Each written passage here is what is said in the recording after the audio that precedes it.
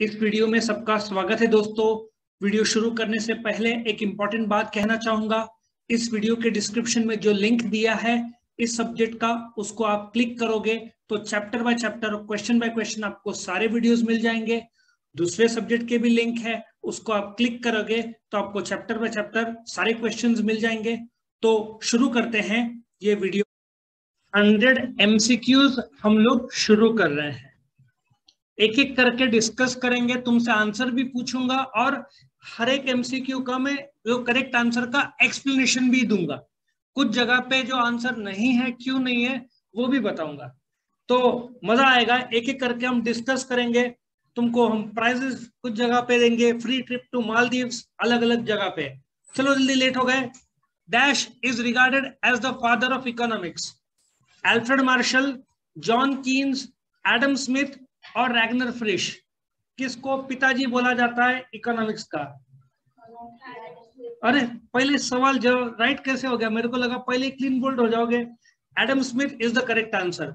Adam Smith was a Scottish economist, जन्म 1723, diet 1790।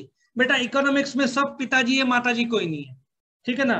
Father of eco, father of micro, father of macro. So तुम्हारा answer सही है। Adam Smith, correct, is regarded as the father of economics. He wrote a book in 1776 जिसका नाम था Wealth of Nations. Come to the second objective. Dash is regarded as the father of microeconomics. Alfred Marshall. अरे ये भी तुम्हारा right हो गया। Alfred Marshall जन्म 1842, died 1924। भाई दफनाया गया एसेंशन पैरिश चर्च कैम्ब्रिज में। तो Alfred Marshall is the correct answer. अभी देखते खूब राइट आ रहे दो, अभी देखते जाते कितने तक पहुंचते हैं तुम लोग। Dash is regarded as the father of macro economics. अरे तू तो पढ़ गया लगता है, तुक्का मारा। अरे तुक्का तो सही बैठा तेरा। अच्छा ए बी सी, अभी बी तो सी नहीं आएगा, ऐसा कुछ। Very good. जॉन कीन्स 1936 को उन्होंने बुक लिखी थी। भाई वो तो आने वाला है इसलिए अभी से बता दिया मैंने, भविष्य के ऑब्जेक्टिव्स। तो उनकी जो बुक आई थी थियरी ऑफ एम्प्लॉयमेंट, इंटरेस्ट और मनी, उसके बाद वो मैक्रो इकोनॉमिक्स फेमस हुआ, ठीक है ना, ग्रेट अमेरिकन डिप्रेशन के बाद। The term micro and macro economics is coined bye, अरे ये भी सही है, तेरे को फ्री ट्रिप टू मालदीव्स दिया जाता है, अकेली जाएगी। रैगनर फ्रिश, ठीक है। रैगनर फ्रिश, एक्चुअली रैगनर फ्रिश का कंट्रीब्यूशन एज एन इकोनॉमिस्ट सिर्फ माइक्रो और मैक्रो के टर्म्स देना था, इससे ज्यादा उनका कंट्रीब्यूशन नहीं है। लेकिन ये कंट्रीब्यूशन सफिशिएंट था कि उनको नोबेल प्राइज दिया गया। अब मैं ईयर बताऊंगा तो भविष्य के ऑब्जेक्टिव का तुम्हारा दिया है क्या भविष्य में? हाँ, नोबेल प्राइज 6वां नंबर का दिया है। इसलिए मैं भी क्या करूंगा कि थोड़ा सा रुक जाऊंगा। अरे दूसरा आंसर आ रहा था। हाँ, the term micro and macro economics was coined in the year 19। ये भी सही आंसर, सही जवाब। अभी तक तो कोई सब एकदम करेक्ट आंसर दे रहे हैं। सो 1933 को ये टर्म कॉइन हुआ, कौन सा? माइक्रो और मैक्रो इकोनॉमिक्स। चलो देखते हैं, पहले 5 आंसर सही। Ragnar Frisch won the Nobel prize in the year. अभी देखो अलग अलग आंसर आ रहा है तुम्हारा। हाँ बोलो, क्या बोल रही है? 1969। कितना बोला तूने? 1936। लेकिन बेटा 1936 1933 को कॉइन किया था। नोबेल प्राइज वाले मरने की हालत में प्राइज देते। मैं बहुत बड़ा इन्वेंशन करूंगा, लेकिन जो फेम आना चाहिए ना, आदमी 40 साल बाद 30 साल बाद मिलता है अपना क्या, नोबेल प्राइज। तो करेक्ट आंसर इज 1969। इस बार तुक्का चला गया, कोई बात नहीं, और भी तुक्के मारेंगे हम। The term micro and macro economics is derived from Latin, French, Greek, German. Greek. Batch बड़ा होशियार लग रहा है, पढ़ाई करके आया लगता है। पढ़ाई करके आया? नहीं पढ़ाई करके आया। हाँ आप देखते हैं, Ragnar Frisch was from Greece, France, Norway, England. फेंके तो रुको रुको। अकड़ बकड़ बम्बे बो, 80 90 पूरे 100। बोलो कौन बुलाएगा? बोलो। फ्रांस। फ्रांस में क्या आईफिल टावर है, बट वो फ्रांस का नहीं था। मैंने जानबूझकर तुमको फंसाया। ग्रीक पिछला वाला आंसर है तो पहले मैंने ग्रीस डाल दिया। इसी बात के लिए तुम्हारा ट्रिप मालदीव्स का कैंसिल होकर तुमको बांग्लादेश भेजा जाता है, go and enjoy in Bangladesh. और एक काम करो, बच्चे दो ही है, कोई भी फेंको, फेंको, फेंक आदित्य। फ्रांस। बेटा दिमाग नाम, दिमाग थोड़ा भगवान ने दिमाग दिया, उसका इस्तेमाल तो हम करेंगे नहीं। लड़कियां बोलो। इंग्लैंड। एक काम कर बेटा, ऐसे आंसर सुन के मुझे एक स्टोरी मैंने बताई थी। एक ट्रेनर रहता है, वो ट्रेनिंग करता है, ऐसे 50 फीट दूर ना एक लोग को बोलता है शूट करो, वो शूट कर नहीं सकते। वो लोग बोलता है तुम निकम्मे हो, 20 फीट नजदीक आओ, फिर भी शूट नहीं कर सकते। 10 फीट नजदीक आओ, फिर भी शूट नहीं कर सकते। लास्ट में बोलते हैं छुरा घोप दो, तुमसे कुछ होना नहीं है। अब आखिरी जो बचा है बेटा, बोल आखिरी क्या बचा है? नॉर्वे। वही बोल दो। देखो तुम्हारा गेस क्या सही था, तीनों के तीनों गलत। हाँ बेटा, गले को थोड़ा सा जोर से भोपू, जोर से बजाओ। 9 number, the term micro is derived from the Greek word. हाँ देखो, मिक्रोस, माइक्रोस, मैक्रोस, मैक्रोस, माइक्रोस। ऐसा लग रहा है कौन बनेगा करोड़पति। ऐसे सोचो, तुमको ऐसे प्राइज मिला ऐसे सही। देखो द नेक्स्ट अपन बोलते हैं द टर्म माइक्रो, ये सवाल है 50 लाख रुपए के लिए। तेरे को तो आईफोन 1.25 लाख का चाहिए ना? कितने का चाहिए बोलो? 16 लाख का करूं, 50 लाख का करूं? देखो छोकरी के चेहरे में 50 लाख का लालच आ गया, 50 लाख का ही करते हैं। The term micro is derived from the Greek word, बोलो कौन सा? मैक्रोस। इसी बात पे तुमको 50 लाख रुपए दिया जाता है। क्या करोगे 50 लाख का? सर हम इकोनॉमिक्स की बुक खरीदेंगे। बराबर है? हाँ 50 लाख की नहीं बेटा, 500 रुपए की, और बाकी का पैसा इन्वेस्टमेंट। तू क्यों नींद में लग रही है?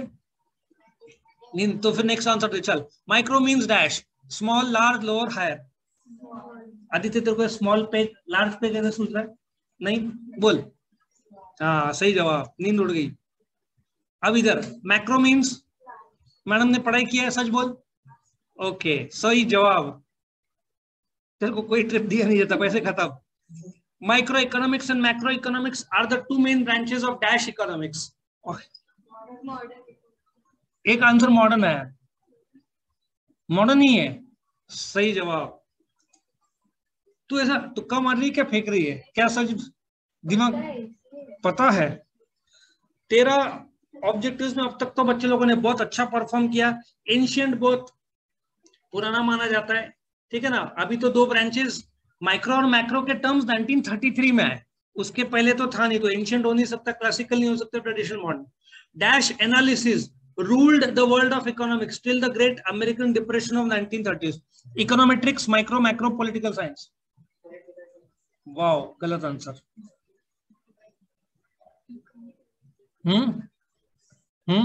और बड़ा वाओ गलत आंसर। एक काम कर बेटा, वो वापस छुरे की आदत आ गई ना। बच्चा कौन सा बताओ, यूजलेस लोग।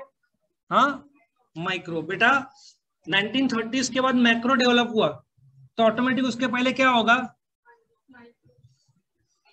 अर्ली मॉर्निंग का टाइम है, आधी नींद में है, आधा आंसर पता नहीं तुम्हारा कहां से आ रहा है। तुम देखो ना, 4 में से पहला गलत समझ में आता है, दूसरा तुम फेंकने में भी इतनी महान बड़ी गलती करते हो। Dash economics became prominent field of study after the great American depression of 1930s. Econometrics, micro, macro, political science. दिमाग पर जरा जोर लगाओ। क्यों मैक्रो? हाँ क्योंकि प्रीवियस माइक्रो था, तो ये माइक्रो मैक्रो होगा। मतलब कॉइन का एक हेड था तो दूसरा टेल्स होना चाहिए, ऐसा कॉमन सेंस। क्यों इतना बुरा लगा answer? Micro economics is a dash approach, modern, recent, medieval, traditional. मैं देख रहा हूँ कुछ स्टूडेंट ना ऐसे देख रहे चारों में सोच रहे कहां से क्या होगा। बोल बेटा मॉडर्न। हाँ इसको बोलते दिमाग, क्योंकि पहले आंसर मॉडर्न था। देखो क्या था आंसर? बेटा माइक्रो इकोनॉमिक्स ट्रेडिशनल अप्रोच है। क्यों ट्रेडिशनल अप्रोच है? अब मैं वापस मेरे मन में आंसर आ रहा है। अल्फ्रेड मार्शल ने जो बुक लिखी थी, मैं कौन सा ईयर देने वाला था, लेकिन आगे ऑब्जेक्टिव्स में आएगा। एक्चुअली अल्फ्रेड मार्शल ने एक बुक लिखी थी जिसकी वजह से माइक्रो फेमस हुआ, मैक्रो बाद में आया, इसलिए ट्रेडिशनली माइक्रो ही चलता था। अब तुम्हारे मन में आएगा सर एक मॉडर्न आंसर था, तो माइक्रो मैक्रो दोनों मिलाकर मॉडर्न है। लॉजिक से लोग इसको भी मॉडर्न बोलते हैं, इसलिए हमने फंसाया तुमको। अब देखते हैं micro economics is the dash approach. अभी क्या करें, modern, recent, medieval, traditional. Recent, panipuri खाती है, अच्छी लगती है। अब पानीपुरी के अलावा दूसरा कुछ सोच खाने में, वो आंसर गलत है। मॉडर्न, हाँ क्यों मॉडर्न? रिसेंट तो नहीं पॉसिबल है क्योंकि 1933 के बाद फेमस हुआ मैक्रो।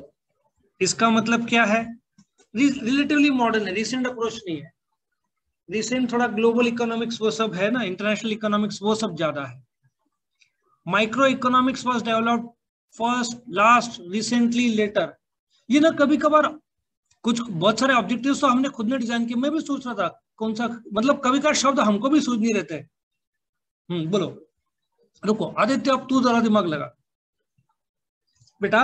बैग को आराम से पीछे रख, आराम से बैठ। अच्छा वो गद्दा समझ के बैठा है, कोई बात नहीं, बोल। सही जवाब। तेरे मन में आ रहा होगा ना, 80 मार्क का पूरा ऑब्जेक्टिव्स है पेपर में, लिखने को कुछ जरूरत ही नहीं पड़े, है ना। बेस्ट। इकोनॉमिक्स वॉज, हाँ ये तो मेरा ही बनाया हुआ है, देखो देख कौन दिमाग लगाता। Economics was previously called as political economy, econometrics, mercantilism, economy. जो लोगों ने 11वीं में थोड़ा बहुत पढ़ाई किया उनको थोड़ा बहुत आंसर आना चाहिए। Second number econometrics. इकोनॉमेट्रिक्स में स्टैटिस्टिक्स यूज होता है, तो ये आंसर इज अफसोस गलत जवाब। बेटा एक ही ऑप्शन मिलना है, नेक्स्ट बाकी लोग,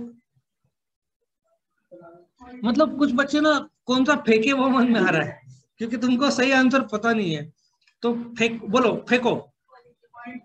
पॉलिटिकल इकोनॉमी क्यों?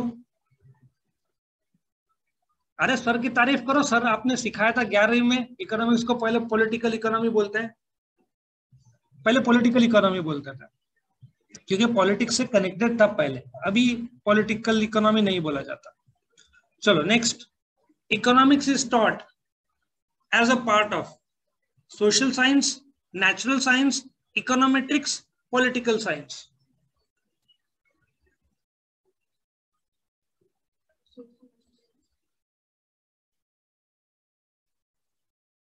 सोशल साइंस सही जवाब।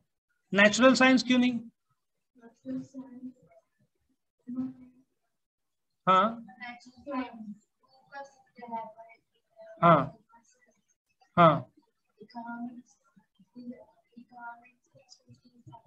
इकोनॉमिक्स, वेरी गुड, सही जवाब। इसी बात पे तुझे मालदीव्स का रिटर्न टिकट के साथ फ्री ट्रिप। बेटा नेचुरल साइंस इज एग्जैक्ट। मैंने तुमको ऊपर फेंका, तुम क्या करोगे? सर हम ऊपर लटक जाएंगे, नीचे नहीं आएंगे, वापस नीचे आएंगे। That's natural science exact. Gravitational pull world में, इस यूनिवर्स की बात नहीं कर रहा हूँ, मून में 1/6 है। So if you come down, any object thrown in the air is bound to come down in this earth. So it is too precise. Social science is about humans, it is about psychology, it is about sociology groups. तो econometrics is statistics. Political science 200-250 साल पहले मानते थे, उसको जोड़ते थे, और अभी भी इकोनॉमिक्स और पॉलिटिक्स साथ में चलता है। तुम देखो पेट्रोल इलेक्शंस थे तो भी 90 डेज दाम बढ़ा नहीं था, इलेक्शन का रिजल्ट आ गया, अभी देखो दाम कैसे 110 से 120 हो गया 10 दिन में, 11 दिन लगातार बढ़ा था इलेक्शन के रिजल्ट के बाद। सो पॉलिटिक्स और इकोनॉमिक्स मैच करता है, लेकिन वो सोशल साइंस का भाग है। Adam Smith was a dash economist, classical, new classical, modern, physiocrat. तुमको ऐसे चाहिए था ना, good economist, bad economist, very bad, worse, last में तुम बोलते गुड, बोलो।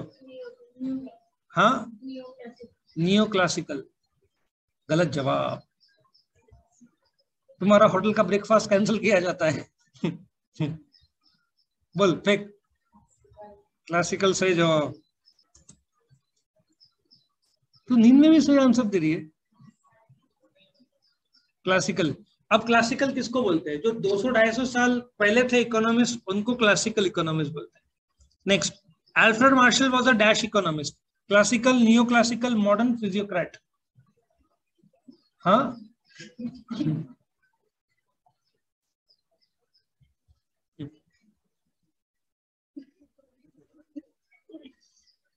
बादाम खाकर आया क्या नहीं, बोल तू। क्या ऐसा आंख खोल तूने ऐसे किया, आंख खुला, जो पहले दिखा शब्द वो आंसर। गलत जवाब, नियो क्लासिकल। क्यों नियो क्लासिकल?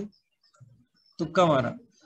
अच्छा, क्लासिकल इकोनॉमिक्स जो 200-250 साल पुराने थे, उसके बाद जो आया एडम स्मिथ के बाद का जनरेशन जो था, that was Alfred Marshall, Pigou, ठीक है ना, आई थिंक जॉन रॉबिन्सन, ये सब नियो क्लासिकल कहलाते हैं 1870 से 1930 के आसपास, ठीक है। So correct answer is neo classical. Amartya Sen, Amartya Sen की खासियत पता है?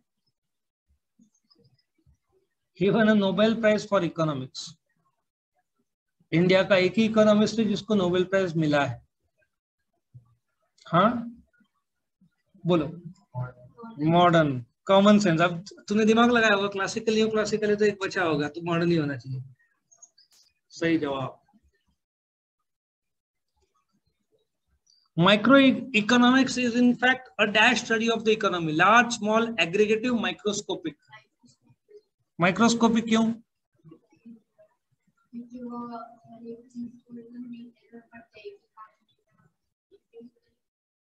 सही जवाब। लार्ज पूरे देश का हो गया, स्मॉल भी नहीं बोलते, aggregative is again total, microscopic is small. सही जवाब, microscopic study of the economy. Macro economics is in fact a dash study of the economy. हाँ, ये तो दिमाग सही लगा है सब। 25 में से कितने राइट हुए तुम्हारे? सब लगभग सब के सब। टाइनी माइक्रो आएगा, स्मॉल माइक्रो आएगा, माइक्रोस्कोपिक माइक्रो आएगा, तो एग्रीगेटिव क्या होगा? मैक्रो होगा। Micro economics is in fact a microscopic study of the economy, definition is given by. अभी ना तू बहुत सही आंसर दे रही है, अब तेरे को रोकना पड़ेगा, बाकी लोग को टेस्ट करते। बोल सही। उसने बोला इसलिए पढ़ा था। मॉरिस डॉब। एडम स्मिथ क्यों नहीं? क्योंकि मोस्टली वाज अ, उसका उनका जो बुक था वेल्थ ऑफ नेशंस, वो पूरा मैक्रो पर आधारित था। अल्फ्रेड मार्शल और कीन्स का नहीं, कीन्स अगेन मैक्रो इकोनॉमिक्स पे ज्यादा फोकस था। अभी शैवी को रुकना पड़ेगा, बाकी लोग का दिमाग देखते हैं। Micro economics is also called as. हाँ हाँ, अभी तेरे को भी रुकना पड़ेगा, दो लोग फॉर्म में आ गए। Price theory. सही जवाब। इनकम थ्योरी किसको बोलते हैं बताऊंगा नहीं, क्योंकि अगला ऑब्जेक्टिव है। ग्रोथ थ्योरी नहीं, एम्प्लॉयमेंट थ्योरी नहीं। Macro economics is also called as. Sorry,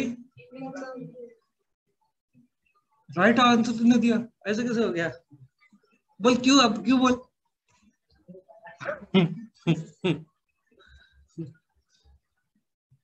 क्योंकि ग्रोथ और एम्प्लॉयमेंट पिछला नहीं था, ये भी नहीं होगा।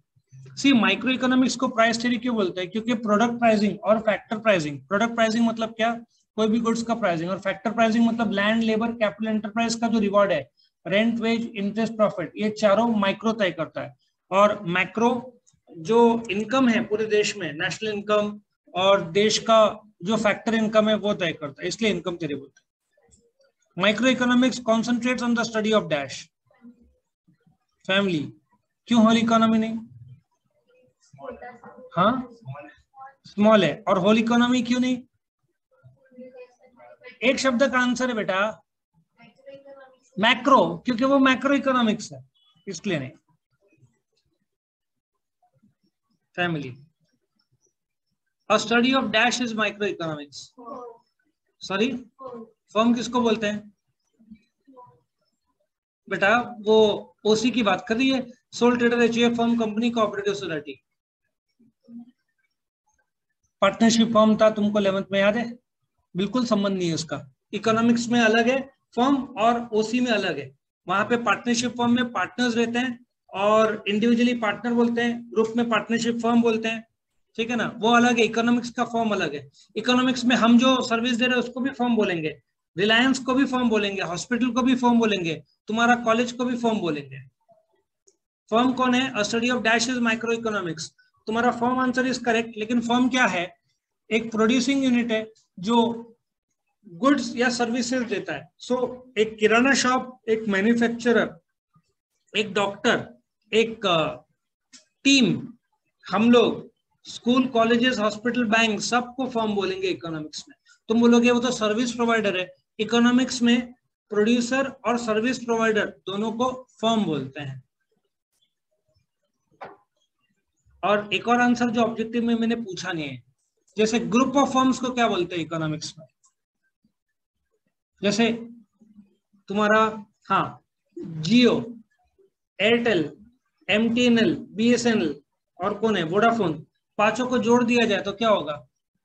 सर घंटी बजेगी मोबाइल की। बोलो क्या हो जाएगा? Group of firms is called as economics में इंडस्ट्री। क्या बोलते हैं? इंडस्ट्री।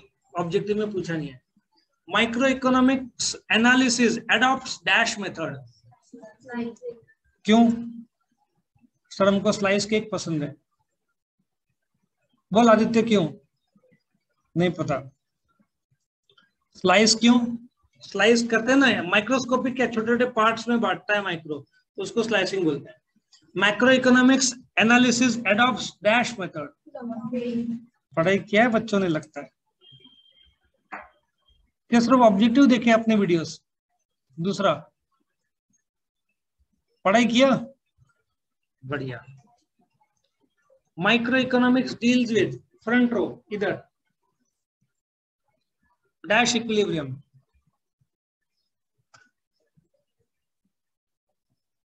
अरे सिलेबस में था, पहले सवाल तुम्हारे मन में ही आएगा। तुम लोग का ब्रेन कैसे चलता है? तुम पहले पढ़ते हो, फिर तुम्हारे ब्रेन में एक रोशनी आती है कि ये सिलेबस में है, फिर तुमको ख्याल में आता है शायद सब्जेक्ट में है, फिर शायद ख्याल में आता है कहीं पढ़ा हुआ है, फिर तुक्का मारते हो। पर नॉलेज कहाँ है? बोलो क्यों पार्शियल? क्योंकि सर हमें पार्शियल हो। बोलो क्यों पार्शियल बोलते हैं? पीछे ज्ञानी लोग, ज्ञानी मनुष्य डिटेल में स्टडी। एक वो थाली आती है ना, जंबो थाली, जिसमें बहुत, पुणे में एक थाली है ना, क्या महाराजा थाली कुछ तो, जिसमें 100, और ये छोटा थाली है। तेरा रीजनिंग इसमें नहीं बैठ रहा है। 4 शब्दों का आंसर है।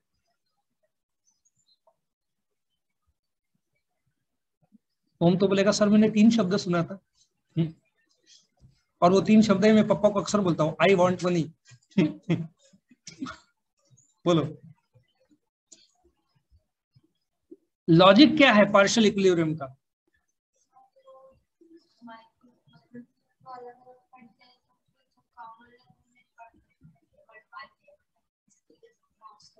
जो कॉमन,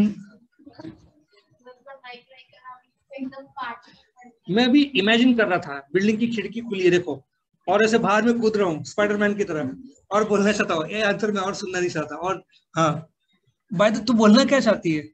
वो 3 इडियट्स में ना, तुम बोलना क्या चाहते हो? बोलना क्या चाहती है बाय द वे? हाँ,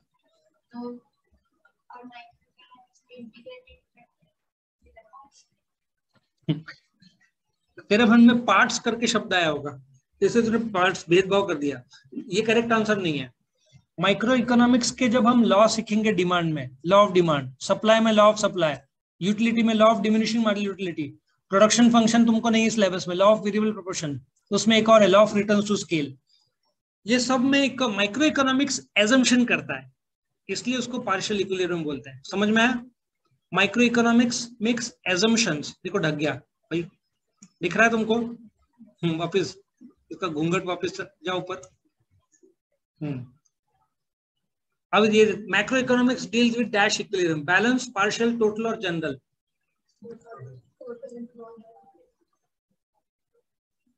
तो क्या ना, क्या आपके टूथपेस्ट में नमक है? टोटल आता ना? बोलो 2 आंसर है, टोटल और जनरल। टोटल, जनरल, बोल।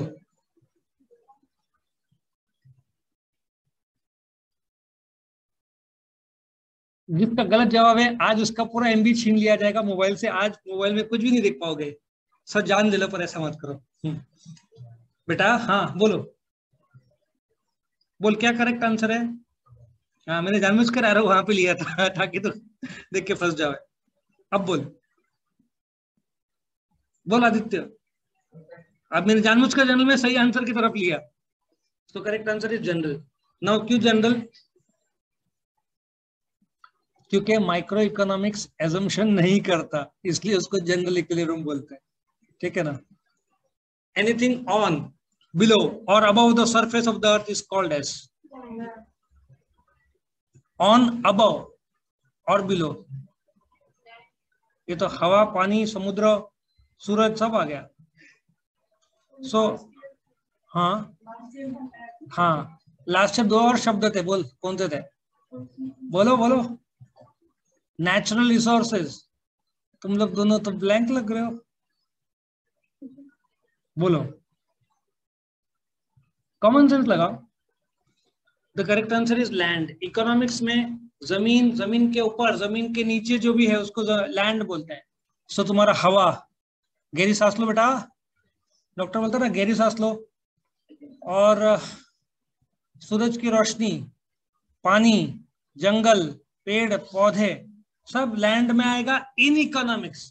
तुम बोलोगे sir what is air and what is land, how can they be the same in economics? It is dash is regarded as a produced means of production. Land, labor, capital or enterprise. देखो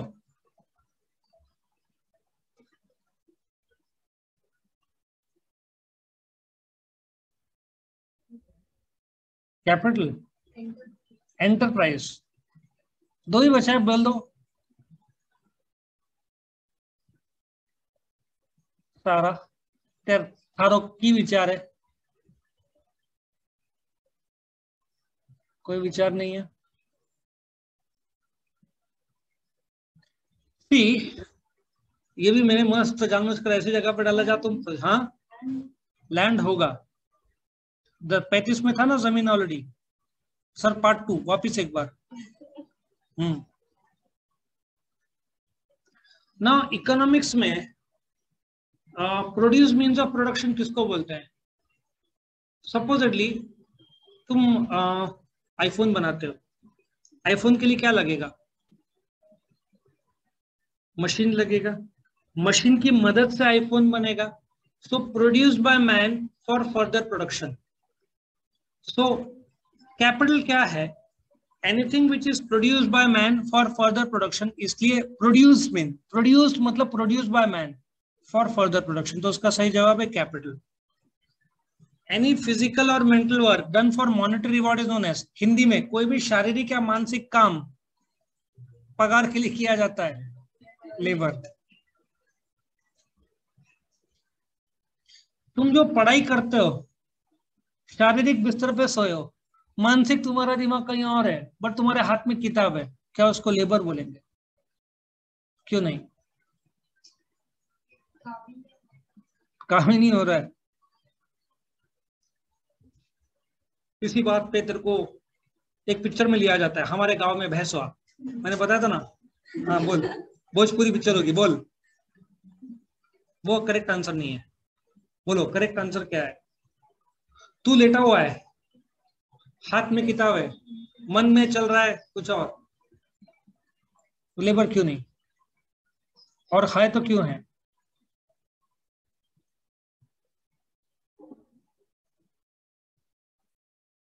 sir labour में, labour मतलब मेहनत, मेहनत तो लगता है सोने के लिए, हाथ में बुक पकड़ने के लिए, उतना वजनदार बुक, बट वो लेबर नहीं बोल रहा हूं मैं। क्यों नहीं बोल रहा हूँ? हाँ, और तुमको पापा ने बोला बेटा पर 100 रुपया दूंगा 1 घंटे का, तो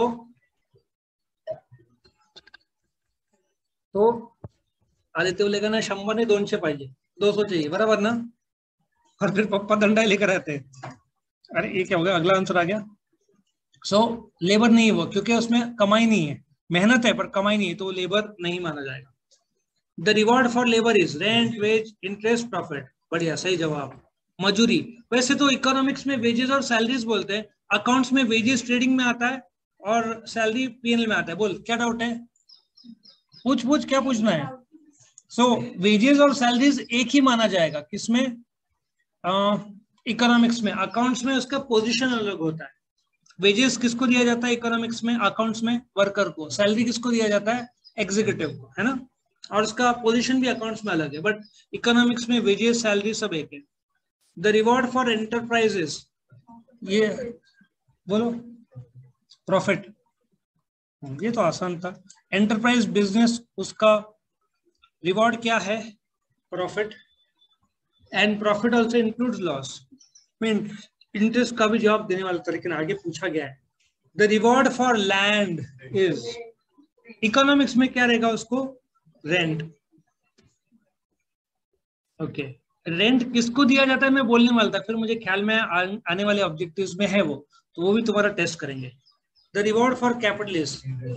अब रुको सर, वेजेस प्रॉफिट रेंट हो गया, वेजेस चला गया, ये चला गया, ये चला गया, ये चला गया, तो क्या बचा बोलो जल्दी? इंटरेस्ट। हाँ, ऐसा दिमाग लगाया ना।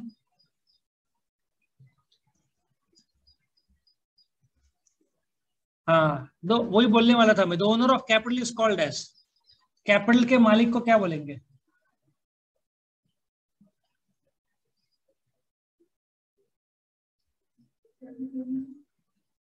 तुम्हारे मन में है ये कैपिटल है तो ये भी कैपिटल है, आईएसटी बस जोड़ा हुआ है। सही जवाब। कभी कभार ना बहुत सिंपल चीज को लाइफ कॉम्प्लिकेटेड कर देते हैं भाई। क्या बेटा? हाँ, आने वाला है, आने वाला है। हाँ तेरे को मालदीव जाने की बहुत जल्दी मानते हैं, मालदीव नहीं जाएगी? हाँ हाँ हाँ, लेबर का तो बोल दे। कभी कभार ना जिंदगी से फुकट के समोसे भी बांटता है, तो खाने का चटनी के साथ ऐसा। बोल आदित्य।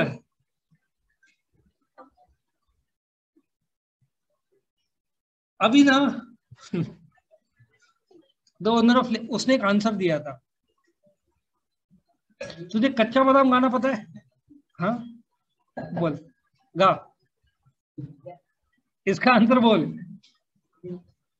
बेटा, शब्द बोल बेटा, शब्द तेरे को मैं शब्द नजदीक लाता हूं, अब बोल। हाँ, कोई बात नहीं, प्रोनाउंसिएशन होगा, कोई बात नहीं। पार्टनर की मदद ले, बोल इधर। जो मेरे पास कुछ स्टूडेंट आते हैं ना, कुछ कुछ ऐसे, सर आपका स्केड्यूल क्या है? मतलब बच्चे अमेरिकन है। हाँ, सर आपका शेड्यूल क्या है? भारतीय है। ठीक है ना? प्रोनाउंसिएशन, सो प्रोनाउंसिएशन कम ज्यादा होगा, हम स्वीकार लेंगे। The owner of land is called, ऐसा सवाल पूछा जाए एग्जाम में तो कितना खुशी हो, दिमाग भी ज्यादा लगाने की जरूरत नहीं और कट के मार्क्स भी।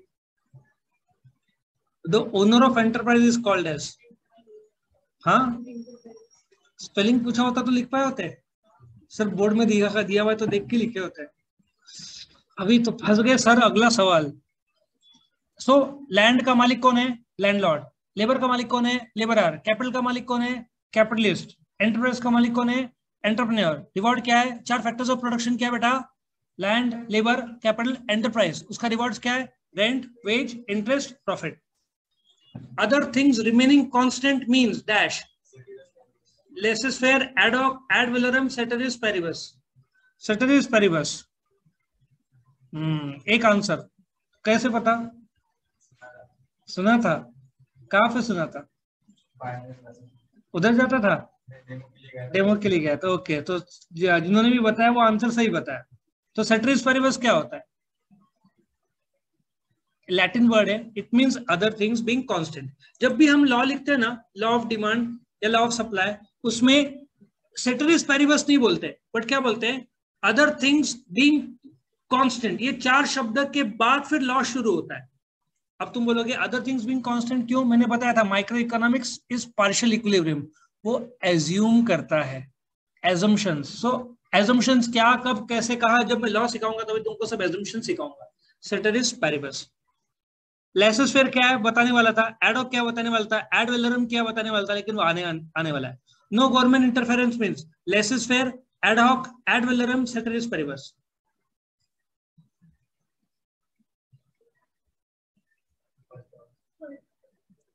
फर्स्ट वाला, मुझे एक बेकर्स है, लजीज बेकर्स, सुना है नाम? थोड़ा सा जाना पहचान लगता है। लेसिस फेयर कैसे प्रोनाउंस करेंगे? बोल आदित्य, मराठी में कैसे प्रोनाउंस करेंगे? बोल शर्वरी, कैसे प्रोनाउंस करेंगे मराठी में?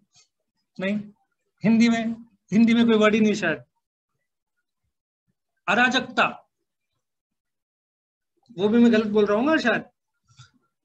सी, माइक्रो इकोनॉमिक्स एजम्पशन करता है कि गवर्नमेंट दखलंदाजी नहीं देता है, ठीक है ना? Free market micro economics assume करता है, इसलिए करेक्ट आंसर, सही जवाब, lessees fair is the correct answer. Ad hoc क्या होता है? भाई तो मेरे मन में आगे डाल दिया, बट एडहॉक होता क्या है? टेम्पररी, जैसे मैंने बोला तुमको ट्रिप में गोवा लेके जाऊंगा, ठीक है, तो गोवा में कौन से एक्टिविटीज रहेंगे? मैं टेम्पररी टीम बनाता हूँ, 2-4 जन, ठीक है ना? कौन कौन? तुम लोग दोनों बनोगे। हाँ, गोवा में क्या क्या करेंगे? सर हम चर्च जाएंगे, फिर हम वहां पे शिव जी का एक मंदिर है वहां जाएंगे, फिर टाइम मिला तो सर बीच जाएंगे, पार्टी ना ना ना ना, और sir drinks, cold drink, only cold drinks sir, no hard drinks या सॉफ्ट ड्रिंक्स, है ना? बट गोवा, गोवा गए वापस आ गए, टीम खत्म, बराबर ना? जाएगी ना चर्च? देखो इच्छा नहीं हो रही लेकिन हाँ बोलना पड़ रहा है। वहां पे बहुत फेमस क्या है? सेंट जेवियर का बोलते ना, बॉडी रखा हुआ है जो काफी साल से वैसा का वैसे कंडीशन में है, खराब नहीं हुआ है, और वहां पे चर्च भी है, और वहां पे शिव जी का मंदिर भी है। सर ऐसी जगह तो हम जरूर जाना चाहेंगे, बराबर ना? शैवी बोलेगी शिव जी के मंदिर में तो पहले जाऊंगे, नाम ही मेरा वैसा है। एड वेलरम इसका कोई संबंध नहीं। Ad valorem actually it is related to value, tax is on value, that is ad valorem बोलते हैं। The branch of economics that deals with the entire economy is called as, हाँ, micro economics. Wow, macro economics, micro, तुमने क्या बोला था? Micro बोला था, मो माई मैं, बराबर है ना? उसमें गड़बड़ी हो गया। नेक्स्ट सोचना, the branch of economics that deals with the allocation of resources, econometrics, micro, macro, none of these.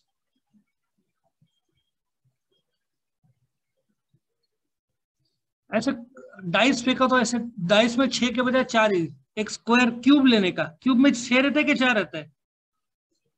6, 4 वाला कोई आता है? देखो, 2 हाथ ऊपर 2 पैर ऊपर, तुमको ऊपर फेंका, जो पहला पार्ट गिरा हाथ नीचे, वो आंसर सही। बोलो, econometrics, micro, macro, none of this. बोलो क्या सही जवाब है? माइक्रो। क्यों? हाँ, क्योंकि आप कह रहे हो वहां पे पॉइंटेड नहीं है। क्या है? हाँ, रिसोर्सेज तो इधर भी लगता है। रिसोर्सेज का एक और नाम क्या इकोनॉमिक्स में? वो भी डाल सकता था मैं। मीन्स, MEANS, मीन्स को रिसोर्सेज बोलते हैं। So correct answer is micro. Actually resources का एलोकेशन, जो तुम्हारे पास लिमिटेड पैसा है उसको जो एलोकेट करते हैं। तुमको 500 रुपया पापा ने दिया, जाओ मजे कर, तुम्हारे मन में आएगा 500 रुपए में क्या? हम लोग जब 12th पास हुए थे ना, तो आई थिंक हमारे फादर ने 100 रुपए का एक नोट दिया था, और मेरे मन में आ रहा था कि बाप रे, 100 रुपए में क्या क्या हो सकता है। उस समय, कितने साल पहले? 30 साल पहले, 100 रुपीज में तुम बहुत कुछ कर सकते थे। आज 100 रुपए में तुम्हारा मन ही दुखी हो जाए, बराबर ना? तुम बोलोगे सर पिंक कलर की नोट दो, पिंक कलर की नोट, मस्त मस्त चेहरे में चमक आ रही है, मीन्स 2000 रुपीज की नोट। सो रिसोर्सेज का जो एलोकेशन करते हैं, इसमें बहुत बोलने के लिए, लेकिन वो आ गया। Economics is a dash science. Natural, एक नेचुरल आइसक्रीम पार्लर है, पता है क्या नासिक में? बहुत अच्छा है। Social, ethical, technical, social science. Why? Because it deals with, बोलो, एनिमल्स क्या human beings? Macro economics has a dash scope, limited, unlimited, narrow और वाइड। लिमिटेड क्यों नहीं? वास्ट होता है। अनलिमिटेड क्यों नहीं? क्योंकि उसके भी लिमिट्स है। नैरो अगेन अलग जगह पे यूज होता है, wide scope. Next, micro economics is a dash scope, narrow बोल सकते हैं। Macro economics deals with the study of economy as a single unit, part, whole, factor. Factor कब डाला, मुझे शब्द नहीं सूझा था तो फैक्टर डाल दिया। सो मैक्रो क्या आएगा, होल होगा। Macroeconomics explains what causes dash in the general price level: growth, fluctuation, stability और mobility। क्यों fluctuations? क्या मुझे लगा दूसरा ऑप्शन नहीं था इसलिए। अप्स एंड डाउन्स, कहीं ऐसा नहीं सवेरे के टाइम में मैं अजब सुन रहा हूँ डिफ्लेशन में, मतलब कि इन्फ्लेशन एंड डिप्रेशन, मतलब ये क्या बोल रही है। वैसे डिप्रेशन माइक्रो इकोनॉमिक्स में भी आता है, हाँ। इन्फ्लेशन एक्चुअली वो कारण, वो थोड़ा बहुत मैं जोड़ सकता हूँ कारण। पेट्रोल का दाम क्या था एक साल पहले, 100 रुपया 90 था, अभी कितना है 120। ये फ्लक्चुएशन क्यों हुआ, इंटरनेशनल लेवल पे प्राइस चेंज हुआ। क्रूड ऑयल हम लोग खरीदते हैं, सबसे ज्यादा इंपोर्ट हम लोग कितने का खरीदते हैं, करीबन 8 से 9 लाख करोड़ का क्रूड ऑयल आता है देश में। बाहर महंगा हो गया तो इधर महंगा पड़ेगा, और फिर मार्केट रेट्स, अपना petrol prices are fixed by the market forces, right. So fluctuations is the correct answer. ये फ्लक्चुएशंस इतना सारा क्यों हो रहा है, वो माइक्रो स्टडी करता है प्राइस लेवल पे। The book general theory of employment, interest and money was written by, मैं ईयर बोलने वाला था लेकिन आगे पूछा है इसलिए रोक दिया मैं।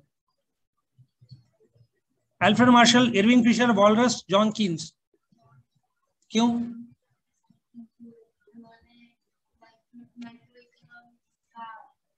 प्रचार किया।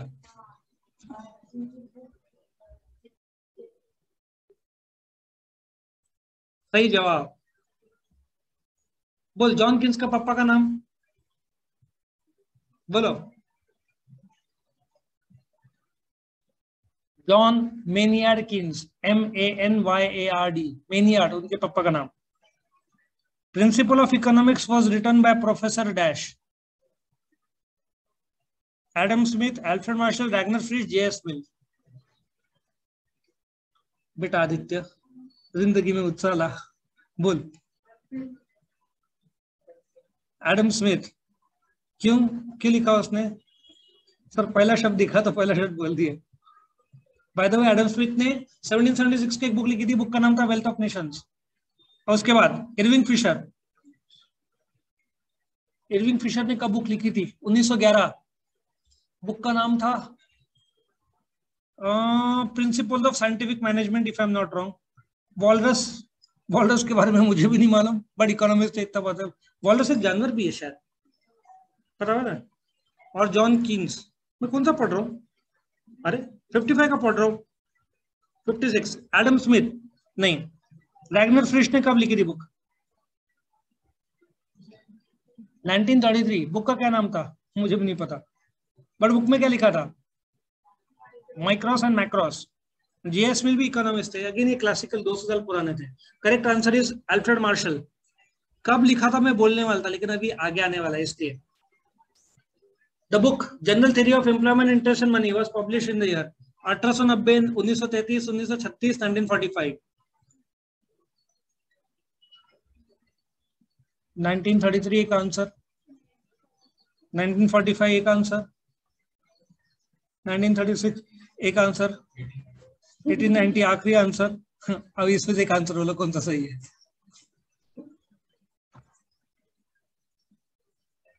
बोलो। चलो 1890 वाले कितने लोग बोलते हैं, हाथ ऊपर करो, 1 2।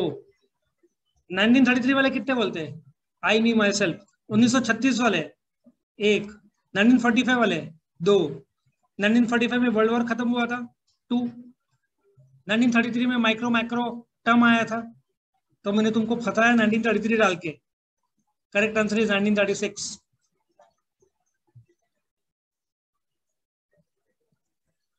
हाँ, the book principal of economics was published in the year 1890, 1933, 1936, 1945। Sir क्या करे,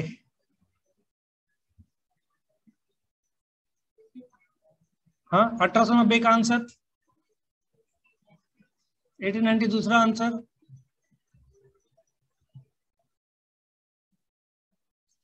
बोलो। हमारा जन्म उस साल नहीं हुआ था। 1890 इज द करेक्ट आंसर, क्योंकि जो अल्फ्रेड मार्शल थे वो माइक्रो इकोनॉमिक्स पे जो बुक लिखी थी, वैसे तो बुक का नाम हो गया प्रिंसिपल ऑफ इकोनॉमिक्स, कब लिखी थी, कब पब्लिश हुई थी? 1890। कब शुरू किया था लिखना? 1881। कितने साल लगे थे? 9 साल पहले। और उसके पहले भाभी जी के साथ, मतलब उनकी वाइफ के साथ एक बुक लिखी थी 1877, I think economics of industry. फिर 1881 को ये बुक लिखा, 8 एडिशन आए, आखिरी एडिशन मुझे लगता है 1908, और फिर 1924 को अलविदा। Partial equilibrium is used by micro economics, political science, एक मिनट, अभी कौन दिमाग कौन लगाएगा? तू लगाएगी दिमाग? रुक रुक एक सर। क्यों माइक्रो? हाँ, ऐसा दिमाग चाहिए। एक सेकंड आदित्य, बेटा थैंक यू, मेरा आंसर बराबर है। तो ऐसा लग रहा है स्टूडेंट सर को बोल रहा है, सर आप बराबर हो। हाँ थैंक यू थैंक यू। अब तू इसका जवाब दे, हमको बदला लेने आते, बोल। सही जवाब। ऐसे कैसे हो गया? फ्री ट्रिप टू तेरे को अमेरिका देना चाहिए, तू तो पागल हो जाएगा अमेरिका जाकर। बाप रे, तू बोलेगा ये क्या हो रहा है sir. Ragnar Frisch was an economist from the dash university, Cambridge, Oslo, Yale और लंदन। क्यों ओस्लो? 11th में था। ओस्लो की एक खासियत है, कौन बताएगा? ओस्लो कहाँ पे आता है? नॉर्वे। नोबेल प्राइज कहाँ से आता है? नोबेल प्राइज सुना है कि नहीं? किसमें किसमें मिलता है? फिजिक्स, मेडिसिन, हाँ, लिटरेचर। किसको मिला है लिटरेचर में इंडिया में? गुरुदेव रविन्द्रनाथ टैगोर। कब मिला? 13 नवंबर 1913। क्यों मिला? क्योंकि उन्होंने 1908 को एक बुक लिखी थी, बुक का नाम क्या था? गीतांजलि। उसके 7 साल पहले क्या हुआ था? शांति निकेतन 1901। उसके भी 20-30 साल पहले उनका जन्म हुआ था, 20-30 नहीं ज्यादा। बहुत बढ़िया ऑथर थे। पोएम याद है? Where the mind is without fear and the head is held high, where words come out from the depth of truth. तुमको एहसास करना चाहिए इतने अच्छे शब्दों का, where words come out from the depths of truth. क्या मीनिंग निकलता है इसका? सच्चाई के गहराई से शब्द निकले। भाई को कुछ फर्क ही नहीं पड़ रहा है, इतना इतना वजनदार शब्द का अहमियत है। सर ये तो हमारे टिकटॉक में आया ही नहीं। जाने दो। हमारे जनरेशन में ऐसे शब्द सुन के हम सोचते थे कि बंदा या जो ऑथर है कितना डीप जा चुका। कोई बात नहीं। Ragnar Frisch won the first Nobel Prize for Economics along with Alfred Marshall, Jan Timbergen, J.R. Hicks, Professor Pigou. हाँ, sorry, D option Pigou. Alfred Marshall Cambridge university में आई थिंक 1901 को इकोनॉमिक्स फॉर्म किया। Alfred Marshall retire होने के बाद उनकी जगह लिया पिगू ने। नोबेल प्राइज दिया गया 1969 में, तब तक उनका देहांत हो चुका होगा। और नोबेल प्राइज सिर्फ जिंदा आदमी को दिया जाता है बेटा। उन्होंने नोबेल प्राइज वालों ने अपनी गलती मानी कि महात्मा गांधी को 5 बार नॉमिनेट किया था बट कभी दिया नहीं। शांति पुरस्कार एक जन को इंडिया में मिला है, माताजी है, माताजी टेरेसा, मदर टेरेसा को मिला है पीस के लिए। बोलो। तो पीगू तो नहीं हो सकता। जे.आर. हिक्स के बारे में मैंने ज्यादा पढ़ा नहीं है, बट एक क्रिकेटर था ग्राहम हिक्स, इंग्लैंड का, वो अभी का था। अल्फ्रेड मार्शल का डेथ 1924 हुआ था, प्राइज मिला था 1969। प्रोनाउंस कर जरा, कर प्रोनाउंस, तू प्रोनाउंस कर, तू प्रोनाउंस कर।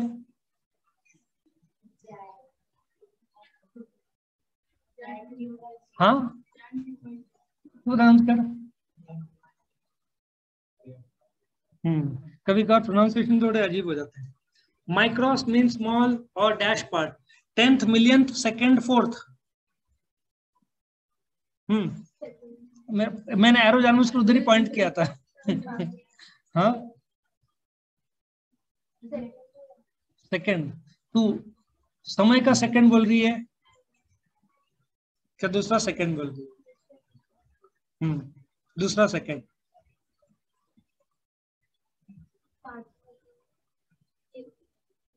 या 5 में जो देता है, पार्ट्स में जो सेकंड नंबर का है वो। ऐसे मुझे क्यों महसूस हुआ ऐसे बुफे लगा हुआ है, पहले नंबर पे पता नहीं पर दूसरे नंबर पे पनीर चिल्ली है, पनीर टिक्का। हाँ बोल। मिलियन पार्ट है। मिलियन मतलब कितना होता है बताओ?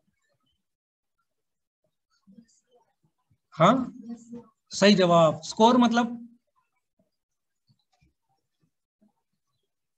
4 साल। बिलियन मतलब, अरे तुम लोग कमाने वाले ना, एलन मस्क को बोलेंगे तेरा टेस्ला में खरीदने वाला हूं, लेकिन बिलियन से नहीं होगा, ट्रिलियन से होगा वो। बिलियन मतलब कितना होता है? भारत की आबादी कितनी?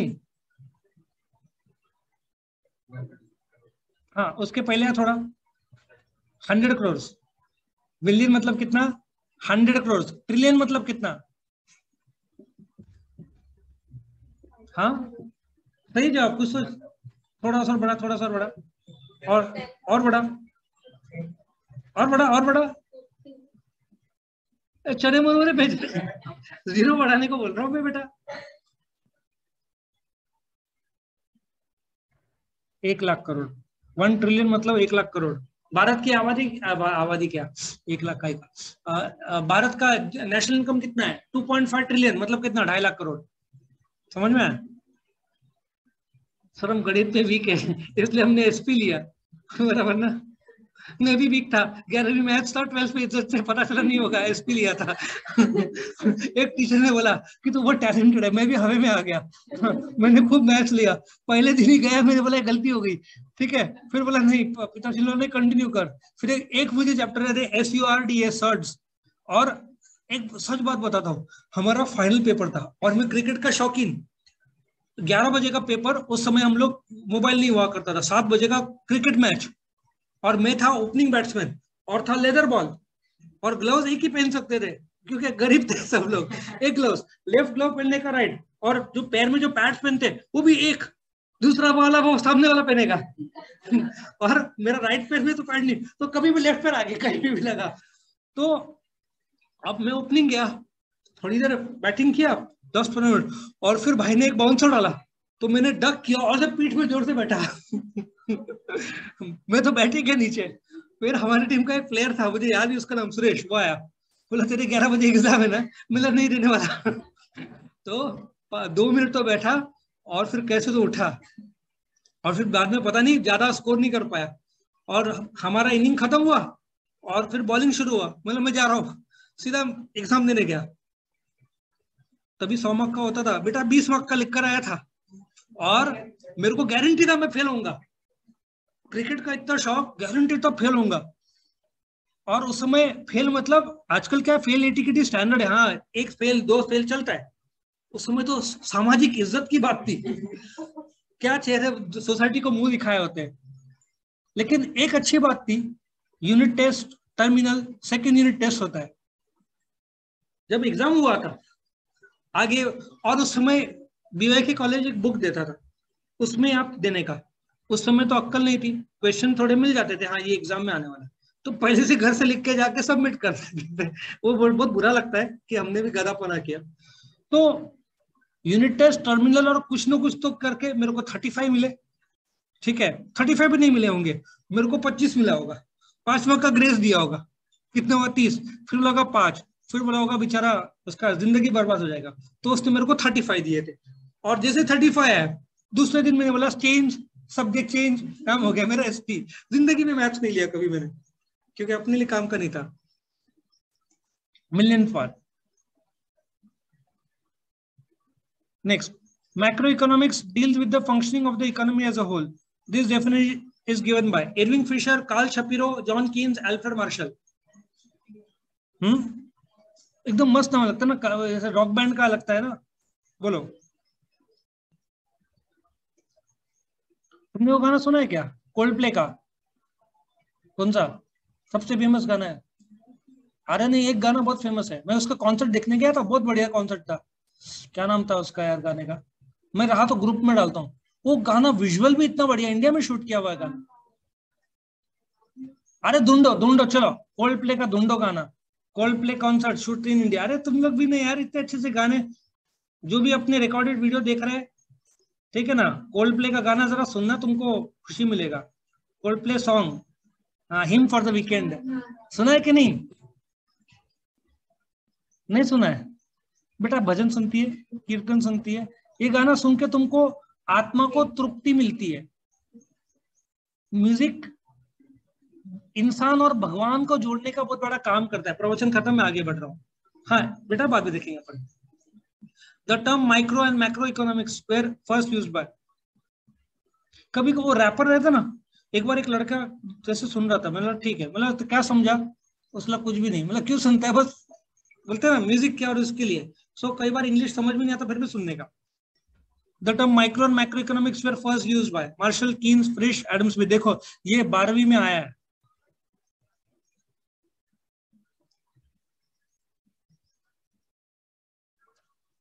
बोलो, मार्शल नहीं, मैंने एरो जानबूझ का सही जवाब में लाया था। फ्रिश ने तो दिया था, कब दिया था? 1933 को दिया था। सो करेक्ट, सही जवाब फ्रिश। एक मत मिल गए तुमको।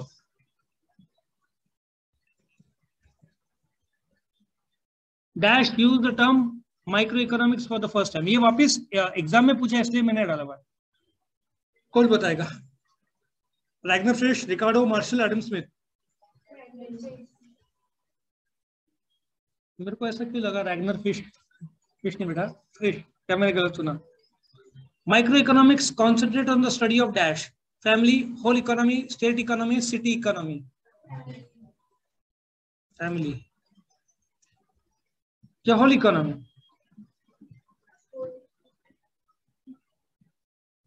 अरे ये क्या हो गया, ये तो हमने जानबूझकर गलत आंसर डाल दिया। सो ये सही जवाब नहीं है, रुको, चलो मैंने आंसर करेक्ट कर दिया, फैमिली। सर आपने जब मिनिमाइज कर दिया तो हमने चुपके से बाकी आंसर भी बड़े ध्यान से पढ़ लिए। बोलो इसको बोलते हैं बदमाशी या इंटेलिजेंस। देखो जब लड्डू मिलता है ना तो खा लेने का। हम लोग एक गुरु गोविंद सिंह स्कूल पता है पहले थे, तो वहां पे नीचे स्कूल था और ऊपर उनका गुरुद्वारा था। वहां पे शीरा बहुत अच्छा मिलता है, कभी खाया है? तो सवेरे का स्कूल का टाइम और 8 बजे का, तो 7:55 को ना, और वो लोग कभी किसी को मना नहीं करते। तो मैं क्या करने का, स्कूल जाने से पहले ना एक ऊपर चक्कर मारने का, मत्था टेकने का नियत सीधा की थी एक्चुअली। तीसरी क्लास में था मैं, तो हर रोज शीरा खाने का मेरे को। आज भी वो बग्गा स्वीट्स के पीछे ना गुरुद्वारा, वहां पे था पहले गुरु गोविंद सिंह स्कूल, कितने साल पहले, 35 साल, 35 ईयर्स बैक। बहुत मजा आता था शीरा खाने। A study of dash is microeconomics. Form पहले भी आ चुका होगा ना ये शायद, form March 2009। Economics is a dash science भी पहले एग्जाम में आया, फिर भी मैंने पूछ लिया। 80 मार्क का पेपर, 80 मार्क के ऑब्जेक्टिव्स आए तो वो भी तुमको पूरा वाक्य लिखना ना पड़े, सिर्फ जो आंसर है वही लिखना पड़े। कितना अच्छा ना, पेन का इंक भी बचा है ना, मेहनत भी नहीं, दिमाग भी ज्यादा लगानी, कितना अच्छा हो। देखो ये भी पहले पूछा था लेकिन वापस एग्जाम में आया। Micro economics is a dash equilibrium approach, partial. Micro economic is the study of whole economy, individual economic unit, general price level, national output. Individual economic unit. ये क्या हो गया, ऑब्वियस इसको मिनिमाइज करना पड़ेगा। हाँ अब तूने दिमाग लगाया होगा, मैंने उसका आंसर करेक्ट किया। नेक्स्ट आंसर तूने पढ़ा क्या था? एक्सप्लेन कर अभी। सर एक्सप्लेन तो नहीं, बड़ा आंसर पढ़ लिया था। बोल क्यों स्मॉल फैक्टर क्यों सही जवाब है। तुम्हारा पढ़ाई भी बेटा माइक्रो पे होता है ना, मतलब सेकंड्स और मिनट्स। बुक खोला फिर बंद किया, है ना, माइक्रो लेवल पे तुम्हारा पढ़ाई। Small factor. चलो बस अभी थोड़े ही बचे। और ये एंड में तो एक बहुत बढ़िया सरप्राइज है, वो तो तुम खुश हो जाओगे। और सरप्राइज तो होना ही चाहिए, बताएंगे। होल इकोनॉमी स्टडीड इन, ये रो। चलो अभी देखो फर्स्ट रो को पूछते हैं। फर्स्ट रो, वो बेचारी में स्माइल की एकदम सॉइली ऐसी हो गई। फर्स्ट रो हम फंस गए। मैक्रो सही जवाब। मार्च 22 अभी पूछा था, अभी देने की इच्छा थी, बस एक मार्क्स तो मिल ही गए होते तेरे को। डैश ग्रोथ, हाँ पीछे वाले। Dash growth model emphasize on basic heavy industries, Fisher, Mahalanobis, Raman, Smith.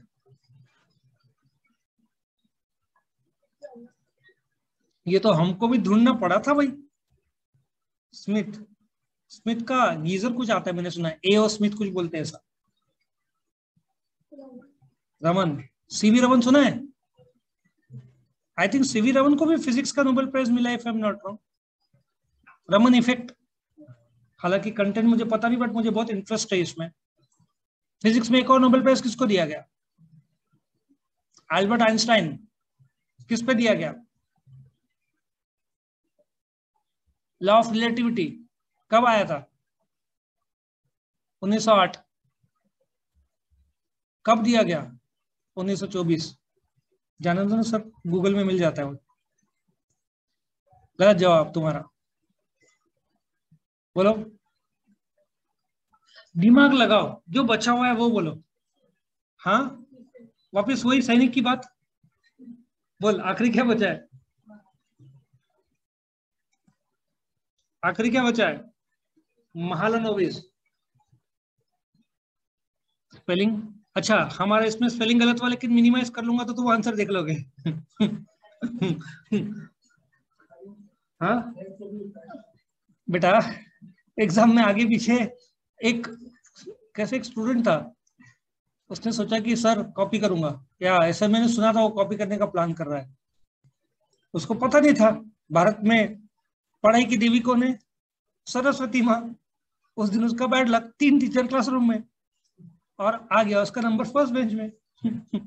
बैठ गया सब्जेक्ट। हाँ अब देखते कौन दिमाग लगाता है। Micro economics begins with the fundamental assumption other things being dash.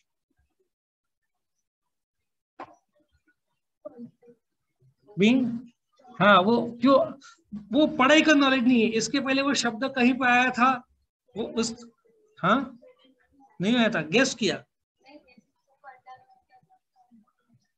Other things being constant, और micro economics begin with the fundamental assumption other things being constant, या अदर थिंग्स बीइंग एक और से शुरू हो सकता है, दोनों वैलिड है।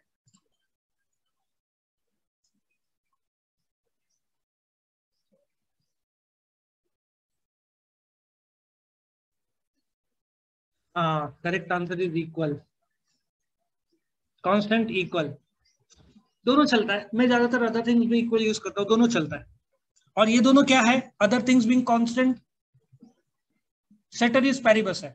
सेटेरिस पैरिबस क्या है, other things being equal. Other things being equal क्या है, पार्शियल इक्विलिब्रियम है। पार्शियल इक्विलिब्रियम क्यों है, क्योंकि माइक्रो इकोनॉमिक्स है। माइक्रो इकोनॉमिक्स क्यों है, क्योंकि इकोनॉमिक्स है। समझ में ऐसे सीढ़ी अपन ऊपर चढ़ते हुए। The concept of dash is a key tool of micro economic analysis. Total, economy, marginalism, total. भाई ये तुम्हारे बाल भारती टेक्स्ट बुक का है। वो ये तेरे को कैसे पता, रीड किया था तो पढ़ के आई है। फिर हाँ कजिन के बुक में रीड किया। ये तो मुझे लगा था किसी को नहीं आएगा, क्योंकि बुक तो टेक्स्ट बुक पे रीड करेगा नहीं। टेक्स्ट बुक कितने लोगों ने खरीदा है, नहीं खरीदा। हाँ 11th का भी नहीं लिया था। ओ इधर भी नहीं लिया। कोई बात नहीं ना बेटा, 2023 को टाइम है ना, 2023 मार्च के बाद ले लेना, बराबर ना। ले लो भाई, बुक ले लो, अपनी नोट्स में तो वैसे सब कुछ है। The focus of microeconomics is mainly confined to price theory and resource distribution, provision, allocation, accumulation. हाँ, रुको रुको, बोलो।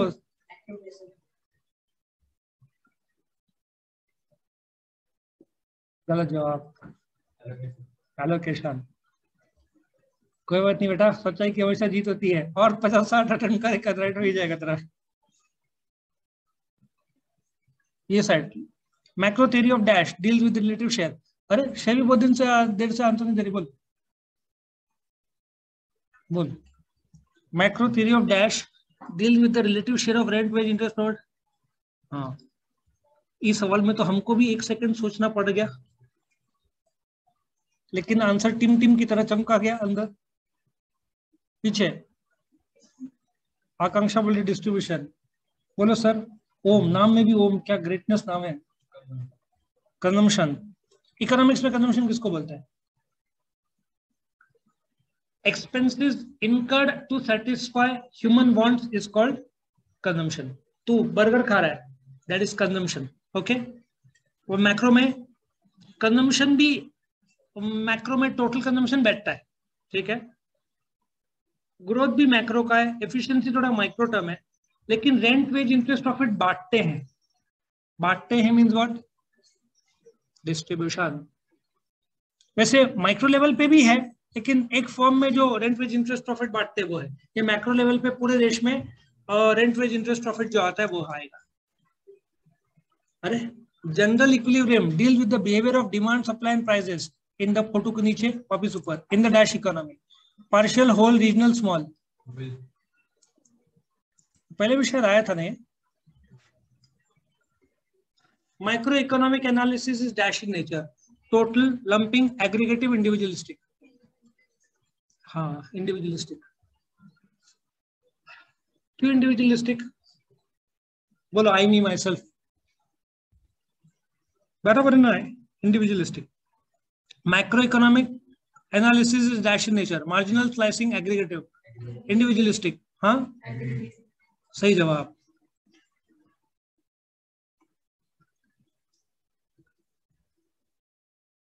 The concepts of microeconomics are dash, independent, dependent, interdependent, cumulative। अभी कौन जवाब देगा, कौन बचा है, सारा, एक तो जवाब दे। ना कोई उमंग है, ना कोई तरंग है, मेरी जिंदगी एक कटी पतंग है। और मुझे शायरी सीखना पड़ेगा, 2-3 ही मुझे पता है, हालांकि मुझे लिखे हुए बहुत सारे, लेकिन वो बहुत समय हो गया। फेक। तुझे से 4 ऑप्शन दिए जाए, ठीक है। एक ऑप्शन रहेगा बांग्लादेश, एक श्रीलंका, एक लास वेगस, एक मालदीव्स। ये सब एक्टर्स जाते तो तुम लोग फोटो देखते होंगे मालदीव्स। बोल कहाँ जाएगी, ABCD 4 ऑप्शन। बोल। हाँ, गलत तो गलत बोल। The concept of macro economics are independent. Bangladesh का ट्रिप तेरा कैंसिल हो जाता है पहला। नेक्स्ट, तू कहाँ जाएगा, मालदीव जाएगा, बोल दे मालदीव। हाँ, डिपेंडेंट। कैसे जाएगा, अकेला जाएगा, मम्मी पापा के साथ जाएगा। बराबर, फैमिली के साथ जाना चाहिए ना बेटा। तेरे मन की भावनाएं नहीं पहुंच पा रहे बेटा। अभी नहीं, गलत जवाब। इंटरडिपेंडेंट क्यों, और इंडिविजुअलिस्टिक। इंटरडिपेंडेंट क्यों, क्योंकि सबको जोड़ते हैं ना, माइक्रो में सबको जोड़ते हैं, इसलिए इंटरडिपेंडेंट है। इंटर, क्योंकि जो भी इंडिपेंडेंट के यूनिट्स है सबको जोड़ दिया तो इंटरडिपेंडेंट होता है। और बाय द वे, हाँ ये क्या था, ऊपर का जवाब मैंने नहीं दिया था। मैं कौन सा पूछ रहा था, वो पिक्चर है ना, कौन से, इसमें संजय दत्त है, उसकी आदर्श लेटा हुआ रहता है वो ऐसे, मुन्ना भाई एमबीबीएस में देखा, वो पेशेंट ऐसे लेटा हुआ था, कुछ देर के लिए मेरे भी ऐसी अवस्था हो गई थी, मैं कहाँ हूँ क्या हूँ, मैं सोच रहा था। अपना ये था ना, हाँ इंटरडिपेंडेंट। चलो, efficiency in the production, consumption and overall economic efficiency head under theory of economic welfare, product pricing, factor pricing, income and employment. रुको मुझे भी सोचने दो। हाँ बोलो।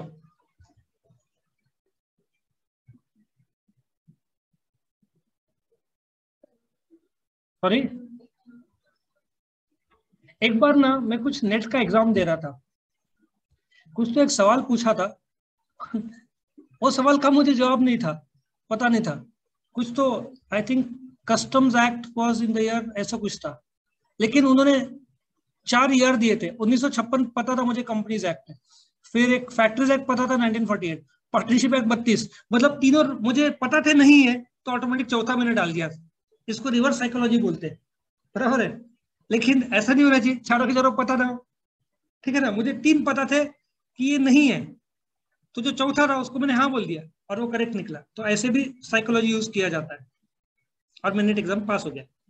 कैसे? फर्स्ट अटेम्प्ट में। तुमको भी होना है। चलो, अब इसमें थोड़ा नॉलेज काम में आता है। एक्चुअली देख के मैं भी सोच में पड़ गया था, सोच रहा था कहाँ कनेक्ट होगा, कहाँ कनेक्ट होगा। भाई इंसान है, नॉलेज कितने भी 20 साल से सिखा रहे, कभी कभार 1 सेकंड हमको भी सोचना पड़ता है। अब देखो, प्रोडक्शन, कंजम्पशन, ओवरऑल इकोनॉमिक, तूने बोला प्रोडक्ट प्राइसिंग। प्रोडक्ट प्राइसिंग, हाँ ये मेरा डाला हुआ है फंसाने के लिए बच्चों को। प्रोडक्ट प्राइसिंग माइक्रो कंसेप्ट है, फैक्टर प्राइसिंग माइक्रो कंसेप्ट है, इकोनॉमिक वेलफेयर माइक्रो कंसेप्ट है, फैक्टर प्राइसिंग माइक्रो कंसेप्ट है, income and employment macro concept है, और overall economic efficiency macro concept है। इसका मतलब आंसर डी, रिवर्स साइकोलॉजी मैंने यूज किया है। ये इकोनॉमिक वेलफेयर, प्रोडक्ट प्राइसिंग और फैक्टर प्राइसिंग माइक्रो है, इकोनॉमिक वेलफेयर मैक्रो है, इसलिए इनकम एंड एम्प्लॉयमेंट जो कि मैक्रो है, इसलिए। समझ में आ रहा है मैं क्या बोल रहा हूँ? नहीं समझ में आ रहा है, इसको अभी अलग भाषा में समझाना पड़ेगा। क्या समझाना पड़ेगा? Economic welfare, product price. हाँ, तुमको मैंने 3 फोन बताए, ओप्पो, वीवो, और तीसरा कौन सा? वन प्लस तीसरा। चौथा कौन सा है? आईफोन। ये नहीं चाहिए, ये नहीं चाहिए, ये नहीं चाहिए, अब ये चाहिए। चाहिए मोबाइल, कौन सा आईफोन चाहिए? आईफोन मिल जाएगा, पापा को बोल, लेके देंगे पापा। एक ऐसी आता है ना स्मॉल एडिशन, अभी डिस्काउंटेड में 40,000 का 20,000 में मिल रहा है। General price level inflation trade cycle are studied under micro, macro, macro.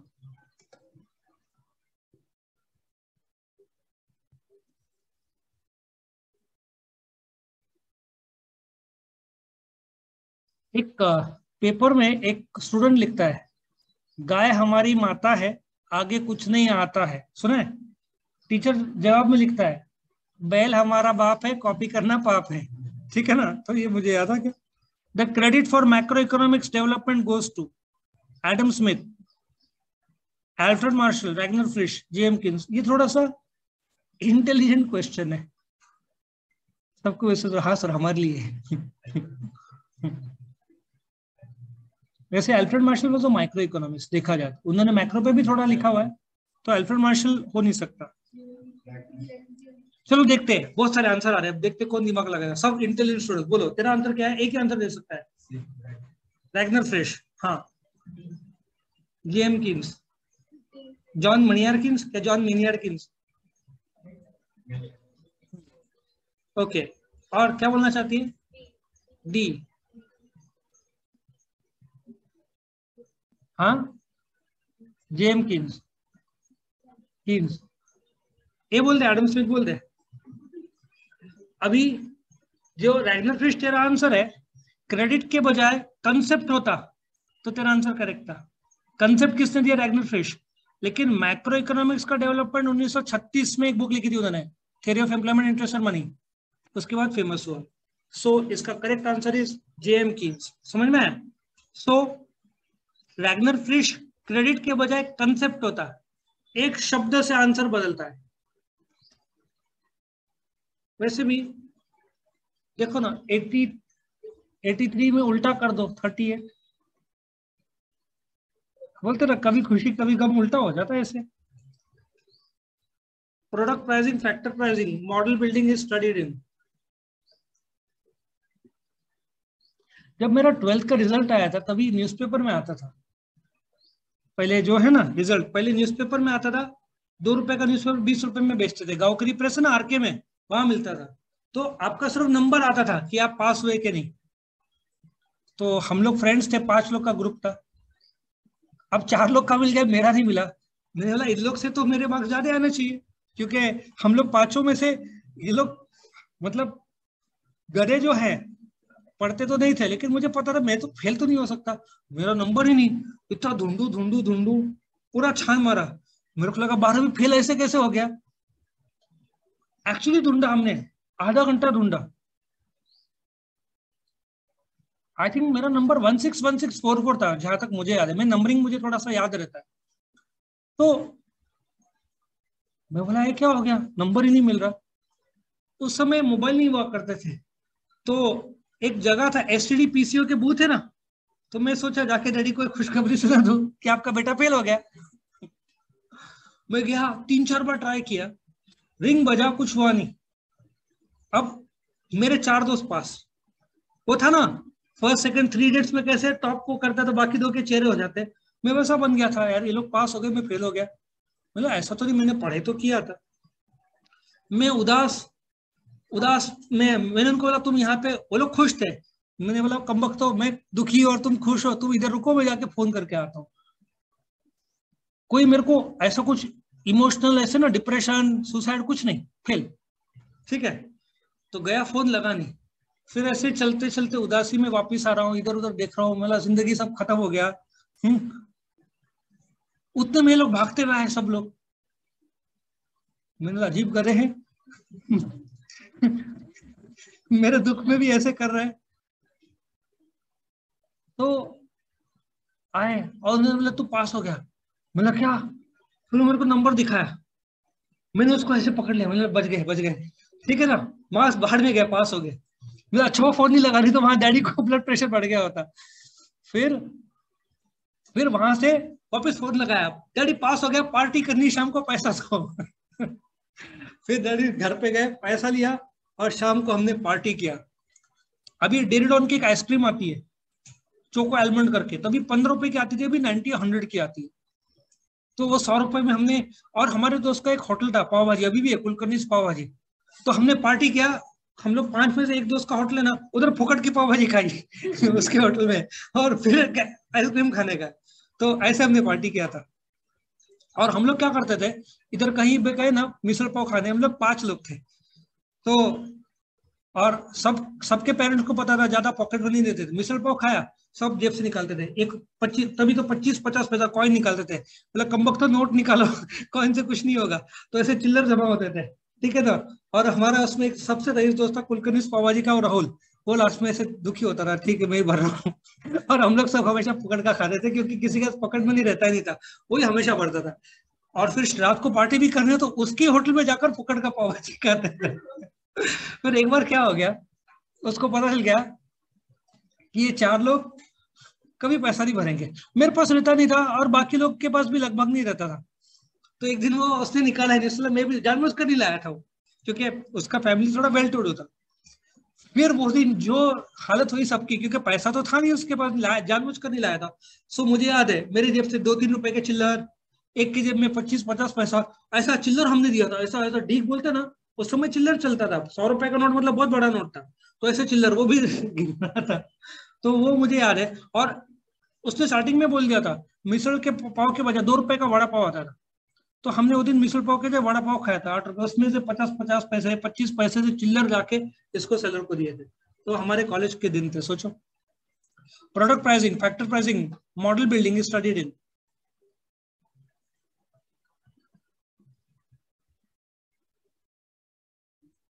Micro. Product pricing और फैक्टर प्राइसिंग माइक्रो है। Next, aggregate demand, aggregate supply is a part of macro, पर मैक्रो है ना, हाँ है। एग्रीगेट डिमांड और aggregate supply दो आधार स्तंभ है किसके, मैक्रो के। Individual demand, individual supply is a part of. तुमको ऑब्जेक्टिव्स में थोड़ा सा नॉलेज आया, सर अभी बड़ा टेस्ट देने की जरूरत ही नहीं, ऑब्जेक्टिव्स में हम लिख लेंगे। Free market economy is also called as capitalism, socialism, mixed economy, communism.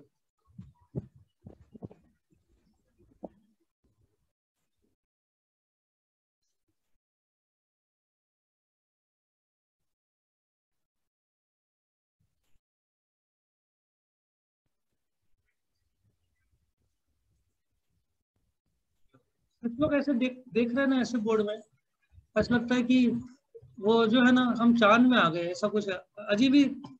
हाँ ब्लैंक, हाँ क्या कौन सा ऑप्शन? Mixed economy. और फेंको। हाँ यूएसएसआर का फुल फॉर्म बोल, यूएसएसआर का फुल फॉर्म बोल। उसमें सोशलिस्ट वर्ड है, बराबर है। तो फ्री मार्केट इकोनॉमी है रशिया क्या टाइट इकोनॉमी है? टाइट इकोनॉमी सोशलिस्ट इकोनॉमी, तो फ्री इकोनॉमी में रशिया नहीं हो सकता, मतलब सोशलिज्म नहीं हो सकता। हाँ कैपिटलिज्म, कैपिटलिज्म क्या होता है? सर हमने कैपिटल प्लस आईएसटी सुना था, याद है ना? फ्री मार्केट इकोनॉमी को कैपिटलिस्टिक भी बोलते हैं, ठीक है, capitalistic is the correct answer. Mix क्यों नहीं? क्योंकि मिक्स में प्राइवेट भी रहता है, गवर्नमेंट भी रहता है, दैट्स कॉल्ड मिक्स। और कम्युनिज्म, कम्युनिस्ट कौन है?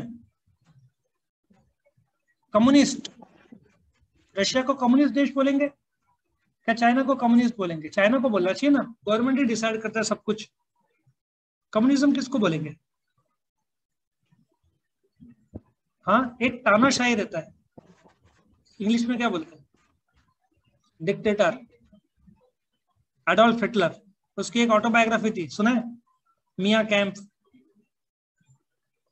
जाने दो, बच्चे लोग रीड ही नहीं करते, क्या बोलेंगे। बस 91 सर, बस 9 ही बचे। थक गए कि नहीं? नहीं थके? हमको 3-4 दिन से बना रहे थे इसको।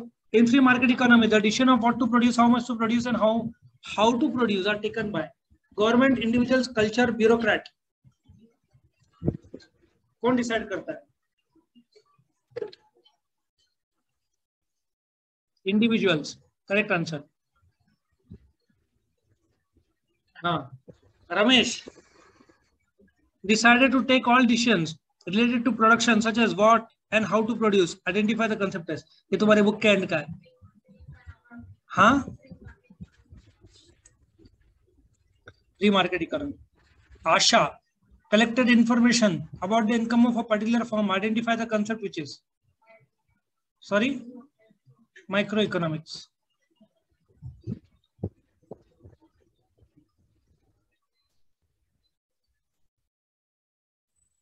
नेक्स्ट, बस ये लगता है तुम्हारा आखिरी। Shabana, paid wages to workers in her factory and interest on her bank loan, identify the concept which is,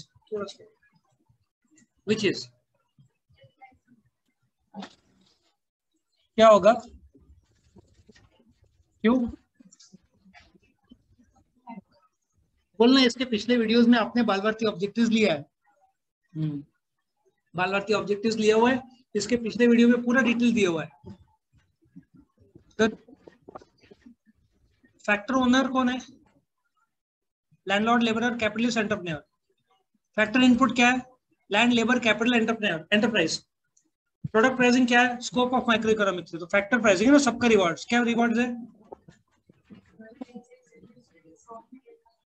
rent, wage, interest और profit. The theory of income and employment is a part of,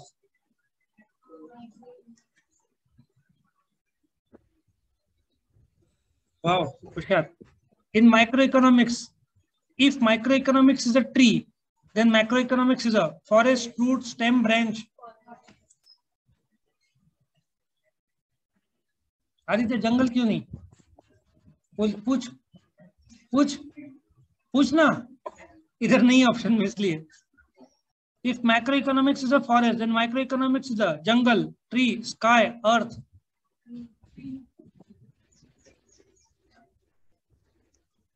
पर इसका opposite ही होगा ना, मतलब कभी कभार तुम genuinely दिमाग लगाते हो, और कभी कभार जेन्युइनली तुम दिमाग नहीं लगाते हो।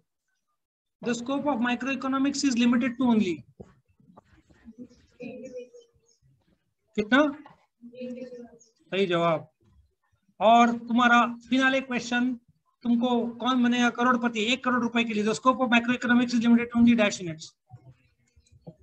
और अभी खत्म नहीं हुआ, अभी एक सरप्राइज सेक्शन है। सब तैयार सुनने के लिए? चलो, इस सवाल का जो जवाब देगा उसको बहुत बड़ा प्राइज मिल जाएगा। देखो, मैं इसको बोलो, ठीक है? अभी इसके पर हम चर्चा करेंगे। अरे तू चिंता मत कर, सर ना एकदम सर ने सब डिजाइन किया, तू देखते जा। अभी कटप्पा ने बाहुबली को क्यों मारा?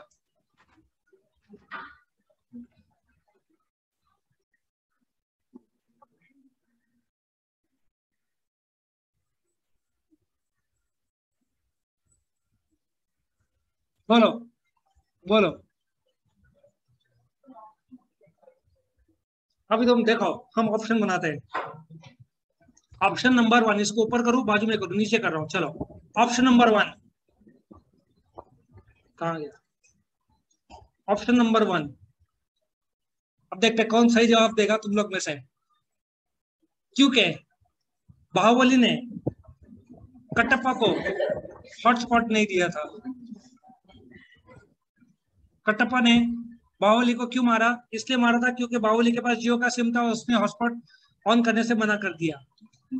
बी नंबर, क्योंकि बाहुबली बार बार कटप्पा को कैंडी क्रश का रिक्वेस्ट भेज रहा था। ठीक है?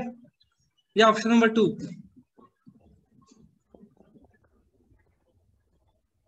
ठीक है, तो ऑप्शन नंबर सी, क्योंकि बाहुबली ने कटप्पा को तंबाकू का चूना नहीं दिया था। तो मसलते रहे, ऐसे कुछ तो होता है। आखिरी सवाल, आखिरी डी, सोचो। क्योंकि बाहुबली ने इकोनॉमिक्स का टेस्ट नहीं दिया था। बोलो, सही जवाब बोलो। तो the correct option is D. तुमको मिलता है फ्री ट्रिप टू मालदीव्स। इस प्रकार से अपना खत्म होता है। ये रहा सही जवाब, ये रहा, क्योंकि बाहुबली ने इकोनॉमिक्स का टेस्ट नहीं दिया था। तो बच्चे लोग, कल तुम्हारा टेस्ट है, याद रखो, मैं कटप्पा हूं। याद रखो। तो इस प्रकार से तुम्हारा एक खत्म हो जाता है। वीडियो पसंद आया तो लाइक करना, फ्रेंड्स के साथ शेयर करना, चैनल को सब्सक्राइब करना। और एक और बार याद दिला दूं, इस वीडियो के डिस्क्रिप्शन में जो लिंक दिया है उसको आप क्लिक करोगे तो आपको chapter by chapter, question by question सारे वीडियोस मिल जाएंगे। Thank you for watching.